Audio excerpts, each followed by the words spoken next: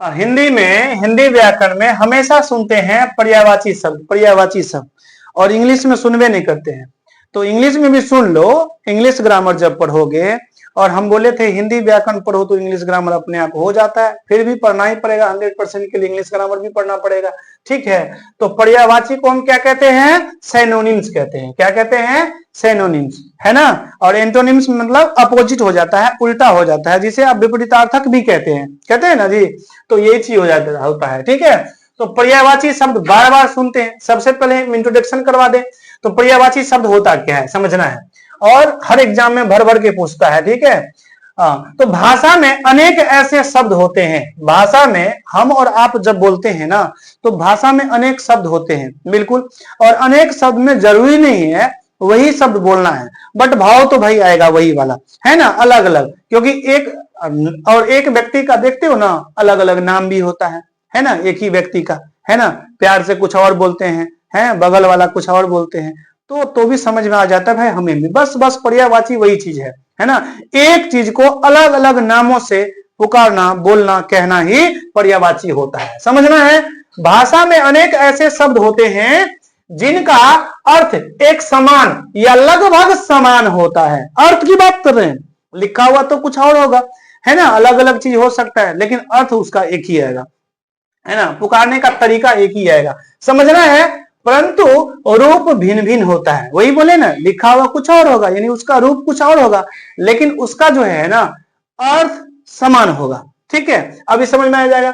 पर्यायवाची शब्द कहा जाता है इसे ही, ठीक है। अब समझना है, तो दूसरे शब्दों में वे शब्द जिनका अर्थ एक या समान हो पर रूप भिन्न हो तो पर्यायवाची शब्द कहता है, ठीक है। अलग अलग शब्दों में भी आप कर सकते हैं, कोई इसमें समस्या नहीं है, ठीक है। चलो आगे बढ़ जाते हैं, और आगे देखो क्या है।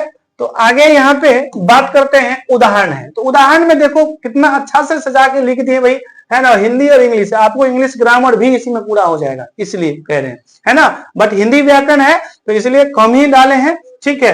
अर्थ वहां से आ जाएगा। शब्द यहाँ दे दिए हैं और उसका पर्यायवाची शब्द दिए हैं। यानी अग्नि का मतलब क्या होता है हम जानते हैं। अग्नि का मतलब छोटी सी बात है, आग होता है, हम जानते हैं। क्यों? क्योंकि हमारे आसपास में बोला जाता है अग्नि, ठीक है। और ये संस्कृत में भी बोला जाता है अग्नि। लेकिन याद रखना, आग, अग्नि को आग भी कहा जाता है, ज्वाला भी कहा जाता है, अनल, पावक, ये सब कहा जाता है, ठीक है। तो आग को अलग अलग नामों से पुकारते हैं और इसी को आप पर्यायवाची शब्द कहते हैं।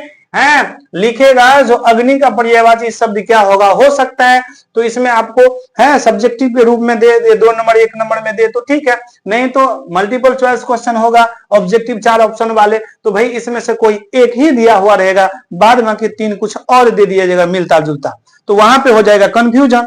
अभी तो समझ में आ जाता है, ठीक है हम जानते हैं, वहां पे हो भी नहीं करेगा, क्योंकि वो पूछने का जो क्वेश्चन होता है ना वो अंदाज अलग हो जाता है, इसलिए समझना है। जल को भाई पानी भी कहते हैं, ठीक है। नीर का अर्थ ही पानी जल ही होता है, एक ही बात है ना। इसी चीज को वाड़ी भी बोलते हैं और इसी को तोई भी बोलते हैं। तो ये शब्द थोड़ा कठिन है, वाड़ी तोई, ये जब तक याद नहीं करोगे, दिमाग पे थोड़ा जो है ना रोशनी नहीं डालोगे अपने आप के ऊपर, तब तक नहीं हो पाएगा। इसलिए इसको रिवीजन के तौर पे करना पड़ेगा। हालांकि इंग्लिश में भी लिख दिए हैं, ठीक है, अपना कर लेना, देख लेना, कोई दिक्कत नहीं, जरूरी नहीं है। सूर्य को रवि भी बोलते हैं भाई, सूर्य को भानु भी बोलते हैं, है ना, और आदित्य भी बोलते हैं। इसके बाद दिनकर भी बोलते हैं, जिसे आप सन कहते हैं, सूर्य, ठीक है। इसी प्रकार से चंद्रमा को शशि कहते हैं, सोम, निशाकर और इंदु कहते हैं, ठीक है। यहाँ पृथ्वी की बात करते हैं, पृथ्वी को भी अलग अलग नामों से पुकारते हैं, है ना। पृथ्वी को धरती कहते हैं, वसुधा बोलते हैं, भूमि और मेदिनी, ठीक है, ये चीज होता है। राजा को क्या बोलते हैं भाई, राजा को नरेश भी कहते हैं, भूप भी कहते हैं और अधिप या नृप भी कहते हैं, ये सारा चीज राजा को कहते हैं। मनुष्य को किस किस नाम से पुकारा जा सकता है, अर्थात मनुष्य का पर्यायवाची शब्द क्या हो जाएगा, तो इंसान हो सकता है, नर, आदमी और प्राणी हो सकता है, ठीक है, जिसे आप ह्यूमन बोलते हैं। विद्या को आप पर्यायवाची शब्द के रूप में या अलग अलग शब्द से पुकार सकते हैं। ज्ञान, विद्या को शिक्षा भी बोलते हैं, है ना, अध्ययन बोलते हैं और बोध भी बोलते हैं। इसके बाद वायु, पवन सुत, है ना, समीर और मारुति, ठीक है, ये चीज बोलते हैं, क्या बोलते हैं, मारुति, ठीक है। अब समझना है, मित्र को दोस्त भी कहते हैं, हम जानते हैं, सखा भी कहते हैं, ठीक है, यार भी कहते हैं, बंधु भी कहते हैं। बहुत दोस्ती करते हैं हम लोग, तो जानते हैं भाई दोस्त, सखा, यार, बंधु है, मित्र, ये सब होता है, एक ही चीज है कि नहीं। चलो भाई आगे बढ़ जाते हैं, और एकदम कुछ नहीं, बस याद करना है, और कुछ ज्यादा कुछ नहीं है, समस्या नहीं है, टेंशन नहीं है ना, सबको दूर करो और आराम से रिवीजन करो, फेर बना के बार बार अपने आप याद हो जाएगा, कुछ नहीं, बार बार पढ़ो। जैसे टेबलेट खाते हैं ना, वैसे ही खा, सुबह को टेबलेट खाते हैं, शाम को खाते हैं, तो ऐसे ही टेबलेट खाएंगे आराम से डेली डेली। कहने का मतलब सुबह में पढ़ेंगे, शाम में फेर रहेगा, आराम से पढ़ते जाएंगे, अपने आप याद हो जाएगा। ये रेगुलर का चीज है, बूंद बूंद तालाब भरता है, रेगुलर नहीं करोगे तो फिर नहीं हो पाएगा, ठीक है, ध्यान रखना। इसके बाद चलो, मुख्य विशेषता क्या है, जो आप पर्यायवाची शब्द सिनोनिम पढ़ते हैं ना, इसका मुख्य विशेषता क्या है, तो विशेषता को भी ध्यान रखना ही पड़ेगा, तभी जाके होगा, क्योंकि हर चीज का विशेषता है ना, आपके अंदर में गुण क्या है, ये भी चीज मैंने रखता है ना जी, और उसी गुण के कारण से एक दूसरे को पहचानते हैं, चाहे उसका जो है ना वैल्यू होता है। तो यही चीज है मुख्य विशेषता है। अर्थ समान होता है, जो कि स्टार्टिंग में बताए थे, अर्थ क्या होता है, समान होता है, परंतु इसका रूप क्या होता है, भिन्न भिन्न होता है। अच्छी बात है, एक ही शब्द अनेक पर्यायवाची, यानी एक शब्द का अनेक तरह से बोल सकते हैं, उसी को हम पर्यायवाची कहते हैं, ठीक है। सभी पर्यायवाची शब्दों का प्रयोग एक समान नहीं होता है, कुछ अलंकृत होते हैं, अलंकार पढ़े हो ना, अलंकृत होते हैं, कटाक्ष करने वाली भी है ना, बहुत सारे चीज होता है, मतलब अलग अलग, कुछ समान, कुछ है इसके बाद प्रांतीय, यानी अलग अलग प्रांत से है, हो सकते हैं, ठीक है, कुछ भी हो सकते हैं। अब उसके मुताबिक तुम कह सकते हो। तो पर्यायवाची जो मेन पॉइंट होता है, उस चीज को मेन पर्यायवाची तुम्हें लगता है जो एग्जाम पूछेगा, उसको चुन के आराम से है इकट्ठा लिख के रिपीट करो बार बार। पर्यायवाची शब्द से भाषा समृद्ध और प्रभावशाली बनती है। भाषा समृद्ध, जो तुम्हारा भाषा है उसको समृद्ध बनाता है ना, यानी उसको और अच्छे ढंग से बनाता है, ठीक है, समृद्ध, प्रभावशाली जिसे आप कहते हैं, ठीक है, ये चीज होता है, ध्यान रखने वाली बात है, ठीक है, इसमें कोई बड़ी बात नहीं है ना। उदाहरण के लिए बता दिए, शब्द है जल, जल, इसके पर्यायवाची नीर भी होता है, तोय भी होता है, वरी भी होता है, पई भी होता है, और सर और अंबु उसमें नहीं लिखे थे, सर अंबु, मतलब अनेकों हो सकता है, अलग अलग नाम से पुकारते हैं ना, जितना अर्थ होता है। तो सभी का अर्थ पानी होता है, पर प्रयोग में भिन्नता होता है, इसका प्रयोग जो करते हैं तो वो भिन्न भिन्न होता है, क्योंकि ये शब्द अलग अलग हो जाता है, भले अर्थ सेम होता है ना।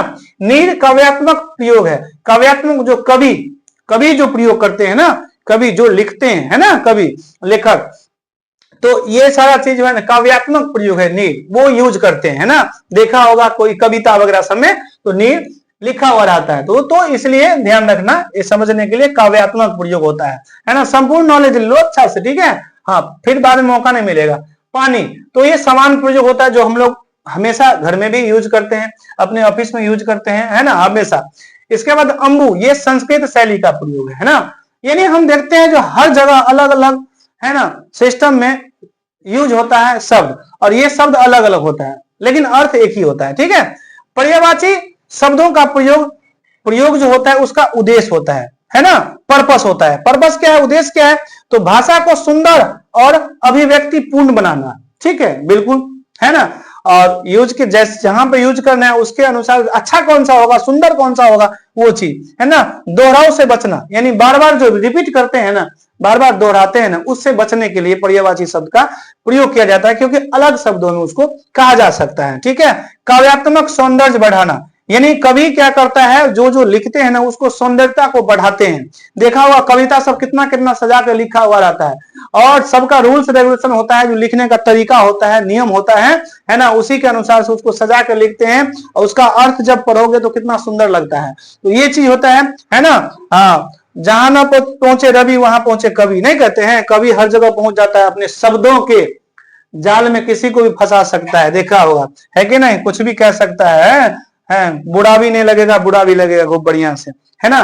तो सटीक अर्थ स्पष्ट करना होता है, यानी यदि आप अच्छे ढंग से, बेहतर ढंग से पढ़ाई करना चाहते हैं तो आप मोबाइल के प्ले स्टोर में जाइए और वहां पे सर्च कीजिए सक्सेस एजुकेशन, और अपने मोबाइल के प्ले स्टोर से आप एप्लीकेशन को इंस्टॉल कर सकते हैं, और क्योंकि इंस्टॉल करने से आपको बहुत सारे बेनिफिट मिलेगा। वहां पे A to Z वीडियो जो ऑनलाइन पढ़ाया जाता है, वो यदि आप मिस करते हैं तो ऑफलाइन में उस वीडियो को आप आराम से देख सकते हैं, बार बार देख सकते हैं। इसके अलावा पीडीएफ नोट्स भी आपको मिलेगा, टेस्ट सीरीज वहां पे आप टेस्ट लगा सकते हैं। तो चलिए, तो चैनल को आप सब्सक्राइब तो कर ही दिए होंगे। चलिए मिलेंगे फिर नेक्स्ट वीडियो में, तब तक के लिए जय हिंद।